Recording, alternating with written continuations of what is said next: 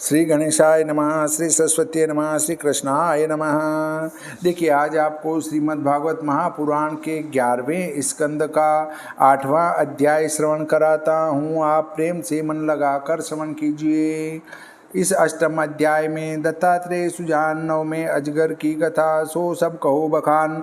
हे राजन, प्रारब्ध के कर्मों का भोग अवश्य करने से ही छूटता है, इसलिए कर्मों के उद्यम से वृथा आयु न खोवे। इस अजगर की सीख अवधूत जी कहते हैं कि हे राजन, जिन पुरुषों को देहाभिमान हो उन्हें इंद्रियों का सुख नरक में भी होता है।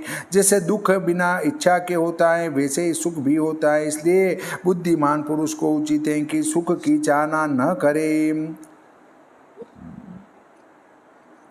उद्यम बिना अनायास से जो कुछ प्राप्त हो, सरस अथवा विरस हो, थोड़ा या बहुत हो, उसे प्रसन्नतापूर्वक ले, सबसे उदासीन रहे, शरीर के निर्वाह मात्र ही ग्रहण करे। जिस प्रकार अजगर रहता है, जिस दिन कुछ न प्राप्त हो उस दिन बिना भोजन किए ही सो रहे, तो अवश्य अजगर के समान ईश्वर देगा। उद्यम न करे, इस प्रकार धैर्य से रहे। यद्यपि इंद्रिय समर्थ हो, मन तुष्ट हो, शरीर पुष्ट हो, परंतु तो भी कुछ कर्म न करे, जागता ही पड़ा रहे। किसी वस्तु की अपेक्षा हो तो भी यत्न न करे, इस भांति निरपेक्ष होकर रहे। अब जो समुद्र से सीखा है सो कहते हैं, जैसे समुद्र जल निश्चल है वैसे ही अंतःकरण में प्रसन्न रहे। समुद्र महागंभीर है, उसका पार और अंत नहीं, जिसको कोई लांग न सके, कोई पकड़ न सके, क्षोभ न कर सके। यह सब गुण समुद्र से सीखे हैं। यही महात्माओं को उचित हैं। जैसे समुद्र चौमासे में नदियों के जल से बढ़ता नहीं, ग्रीष्म में सूखता और घटता नहीं, उसी प्रकार योगी राजों को चाहिए कि जो कुछ मिले उसी में संतोष करे, यदि न मिले तो खेद न करे। केवल एक नारायण के विषय ही तत्पर होकर विषयों से दूर रहे।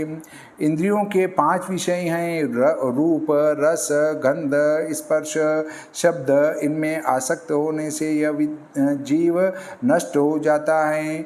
जैसे पतंग, भ्रमर, गज, हरिण, मीन इत्यादि नाश को प्राप्त होते हैं। इसलिए इन 5 विषयों में आसक्त न हो। यह बात इन 5 के पास से सीखी है। इनमें पहले पतंग से जो सीखी हैं सो कहते हैं, जैसे पतंग अग्नि का रूप देख भ्रम के वश होकर उसमें जा पड़ता है, उसी प्रकार यह स्त्री देव माया है। स्वर्ण, आभरण और वस्त्रादि माया रूप विलास देख उसके हाव भाव से मोहित होकर अजितेंद्रिय लोभी पुरुष भोग की इच्छा से अंधकूप में जा पड़ते हैं। उनकी दृष्टि नष्ट हो जाती है, इसलिए अंधकूप को नहीं जानते, रूप देखते ही उत्तमता से नष्ट हो जाते हैं।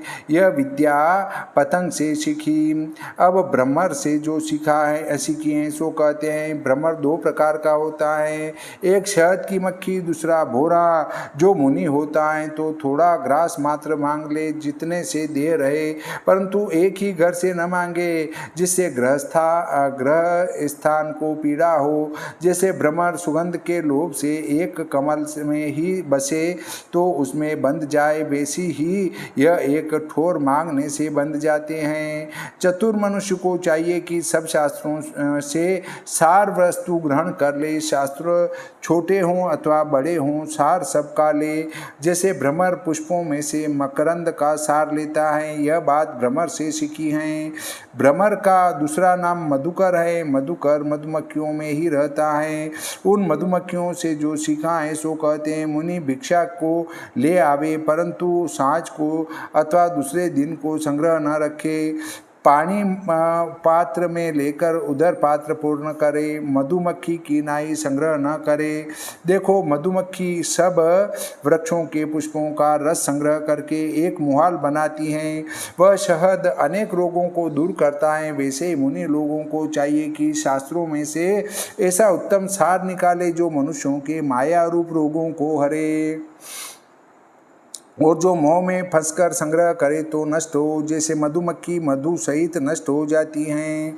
अब हाथी की सीख कहते हैं, भिक्षुक काष्ठ की स्त्री पुत्री को पांव से भी न छुए, और यदि छुए तो बंध जाए। ऐसे जैसे हाथी हथिनी के संग से बंध जाते हैं। यह विद्या मैंने हाथी से सीखी। जो बुद्धिमान हो तो कभी स्त्री के निकट न जाए तो अवलंबन करके पीटे, क्योंकि स्त्री आत्मा की मृत्यु है। जैसे और बलवान हाथियों से हाथी मारा जाता है।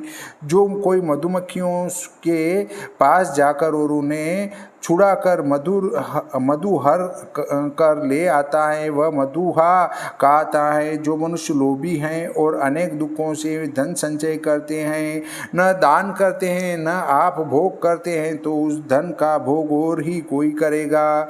जैसे मक्खी ठोर ठोर से मधु लाकर संग्रह करती हैं, परंतु भोग और ही कोई करता है, यह धन के संग्रह का परिणाम है। अति दुख से संचय किए हुए धन को ग्रहण करें। मनोरथों की चाहना करने वाले गृहस्थों के पहले सन्यासी भोजन करता है, जैसे मधुआ मक्खियों से प्रथम भोजन करता है। सन्यासी और ब्रह्मचारी रांध अन्न के स्वामी हैं। इनको पहले दिए बिना जो पुरुष भोजन कर लेता है, वह चांद्रायण व्रत करने से शुद्ध होता है। सन्यासी वन में फिरते हैं, गांव के गीत प्राकृत कभी नहीं सुनते। यदि सुने तो बंधन में पड़ जाएं। जैसे मृगगण वधिक के गीत सुनकर मर जाते हैं, यह विद्या हरिण से सीखी। गांव के गीत नृत्य वादित्र सुन और उनके वश में हो बंधन में पड़ते हैं। जैसे मृगी के पुत्र ऋषि श्रृंग ऋषि वेश्याओं के विषय संबंधी नाच वाद्य और गाना सुनने से ही उन वेश्याओं के खिलौने के समान वश हो गए। मीन से जो विद्या सीखी सो कहते हैं, यह मूर्ख मनुष्य अति बलवंत जीवा के वश हो मृत्यु को प्राप्त होते हैं। जैसे बंसी के लोह में मांस लगाते हैं, उसके स्वाद से मछली बंसी को पकड़ती है तो मृत्यु को प्राप्त होती हैं।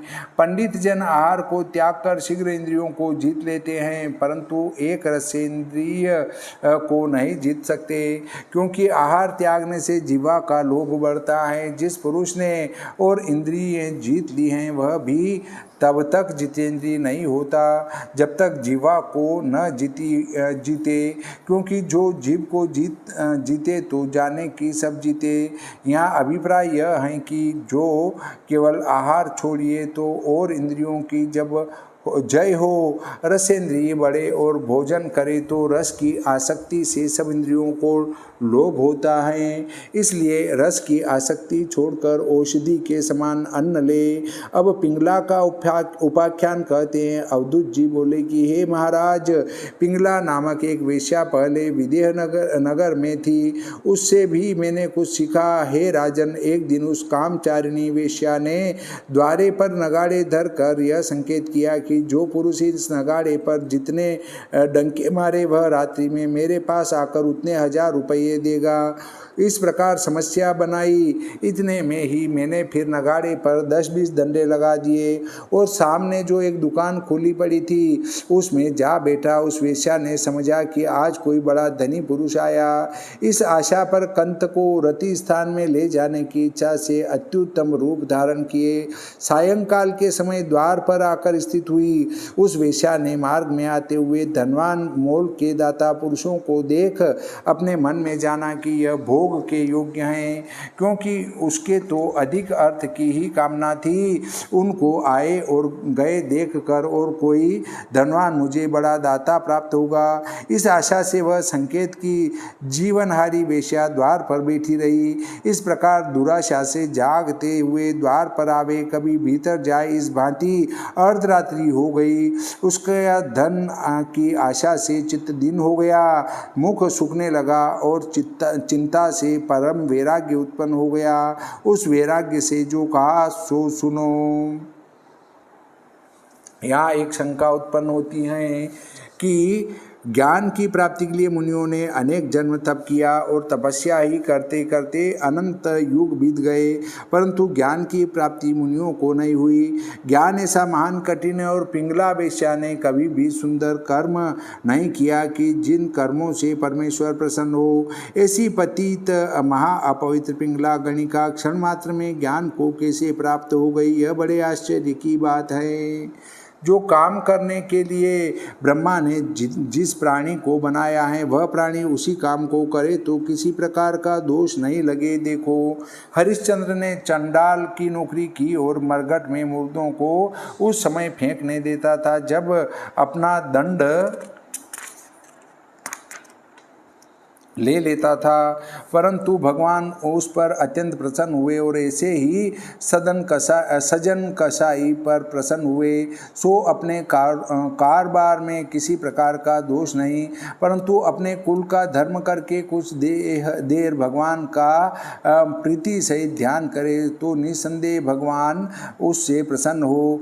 ऐसे ही ब्रह्मा ने जो कर्म करने के लिए पिंगला को बनाया था वह पिंगला करती थी, क्योंकि जनकपुरी में सब प्राणी अपने अपने कुल के धर्म को करके पीछे भगवान को प्रीति करते थे, ईश्वर को नहीं भूलते थे। स्त्री पुरुष सब भगवान का नाम जपते थे और पिंगला भी पुरुषों के संग रति करे और पीछे स्नान करके दूसरे वस्त्र पहनकर भगवान का ध्यान करती थी और ईश्वर की प्रार्थना करके अपनी देह से जो पाप होते थे उनको बारंबार क्षमा कराती थी। उस दिन भगवान की कृपा हो गई जो उसने पाप कर्म से ग्लानि मानी और ज्ञान में लय हो गई। एक क्षण में पिंगला को ज्ञान हुआ तो कुछ आश्चर्य की बात नहीं है।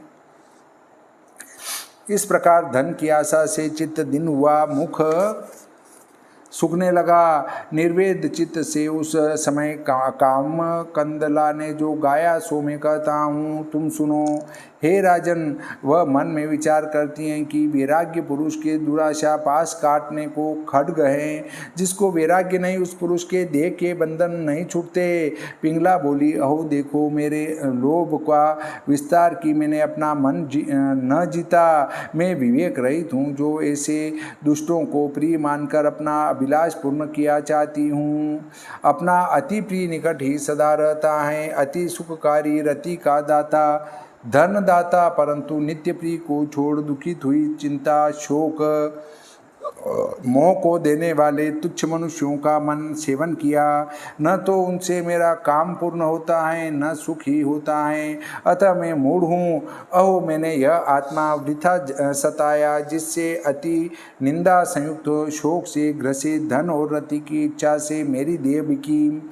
हाथ पात्रों के हाड़ थुनी, पसलियों के हाड़ बांस और पीठ के हाड़ जहाँ बरेंडा हैं, ऐसा शरीर रूप धर त्वचा रोम नख से ढका है, जिसके 9 द्वार स्त्रवते हैं, सो विष्ठा मूत्र से पूर्ण नरक रूप कांत को मेरे बिना कौन स्त्री सेवेगी। इस विदेह राजा के नगर में एक मैं ही अति मूढ़ हूँ, क्योंकि जो मैं असाध्वी साक्षात अच्युत परमात्मा को छोड़ तुच्छ काम भोग की इच्छा करती हूँ। यह ईश्वर ही सब देहधारियों का आत्मा और सुहृद हैं, परम प्रिय नाथ हैं, क्योंकि अपने देह को देकर दूसरे को मोल ले लेता है। इसलिए अब उसी से लक्ष्मी के समान रमण करूँगी। विषय और काम के दाता मनुष्य और देवता ये सब उत्पत्ति मरण संयुक्त हैं, काल से ग्रसे हैं। वे स्त्री की कामना क्या करेंगे। अब अपने भाग्य की सराहना करती हैं कि मुझे जान पड़ता है कि निश्चय मुझ पर भगवान विष्णु किसी कर्म से प्रसन्न हुए हैं, जिससे दुष्ट आशा संयुक्त मुझे सुखदायक ऐसा वैराग्य उत्पन्न हुआ। कदाचित कहो कि धन की प्राप्ति न हुई उसका खेद हुआ, विष्णु क्या प्रसन्न हुए तो कहते हैं कि मंदभागिनी को ऐसे क्लेश वैराग्य के कारण नहीं होते, क्योंकि इसी प्रकार और भी पहले दिन हो गए थे जब धन की प्राप्ति न हुई थी, अर्थात कोई पुरुष नहीं आया था। आज मुझे क्लेश से वह वैराग्य हुआ है जिससे यह पुरुष ग्रहाधिक बंधन छोड़कर शांति को प्राप्त होता है। ईश्वर ने मेरा यह बड़ा उपकार किया है, इस उपकार को मैंने माथे पर चढ़ा लिया और नीच लोगों के योग्य दुष्ट आशाओं को त्याग में उन्हीं जगदीश की शरण लेती हूँ। अब मैं संतुष्ट हो परमेश्वर में श्रद्धा करती, यथा लाभ से जीविका करती, निश्चय से आत्मा में ही स्मरण कर आनंद से विहार करूँगी। जो पुरुष संसार रूप कुएं में पड़ा है, विषयों से अंध दृष्टि है, काल स्वरूप से ग्रस रहा है, ऐसे आत्मा की रक्षा करने की आत्मस्वरूप भगवान बिना और कौन समर्थ है। जब सबसे यह आत्मा विरक्त हुआ तब आप ही अपनी रक्षा करने को सावधान हुआ। इस जगत को जो काल स्वरूप से ग्रसित हैं, अप्रमत्त होकर देखे।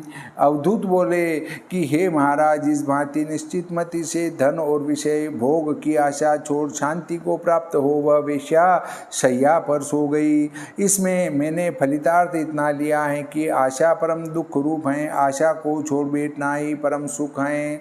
जैसे पिंगला कांत की आशा छोड़ सुख से सोई हैं, अतः साधुओं को संग्रह करना उचित नहीं, क्योंकि इससे दुख होता है। यहाँ एक दृष्टांत है। एक बाबा जी ने महाकष्ट से 25 अशर्फी संग्रह की। जब तक निकाल चुटिया में धरा करते थे, एक दिन किसी ने देख लिया, सो बाबा जी से आकर बोला, महाराज आपका आज मेरे यहाँ निमंत्रण है। बाबा जी बोले, अच्छा। वह घर लिवा ले गया और इतना हलवा पूरी खिलाया कि बाबा जी से उठा तक न गया। उसने खाट बिछा दी और अपनी स्त्री से कहा कि इनके चरण खूब दबाना और मैं जाता हूँ। यह तो सेवा करने लगी और वह पुरुष थोड़ी देर में व्याकुलता से घर में आकर आले में ढूंढने लगा। स्त्री ने कहा, क्या ढूंढते हो? तो उसने कहा कि यहाँ 25 अशर्फी रखी थी, सो कहाँ गई? अब बाबा जी सकुचाए। वह स्त्री को मारने लगा कि तूने बाबा जी को दे दी होगी। बाबा जी बोले, हमारे कपड़े देख लो। 2-4 आदमी इकट्ठे हो गए। इसने बाबा जी की चुटिया देखी तो उसमें से अशर्फी निकली। बाबा जी बड़े लज्जित हुए, धन का धन गंवाया, चोर के चोर हुए। जब बाबा जी चले तो इसने हाथ जोड़कर कहा कि महाराज फिर भी दर्शन देना। तो बाबा जी बोले कि 25 अशर्फी और कर लूँगा, तब आऊँगा।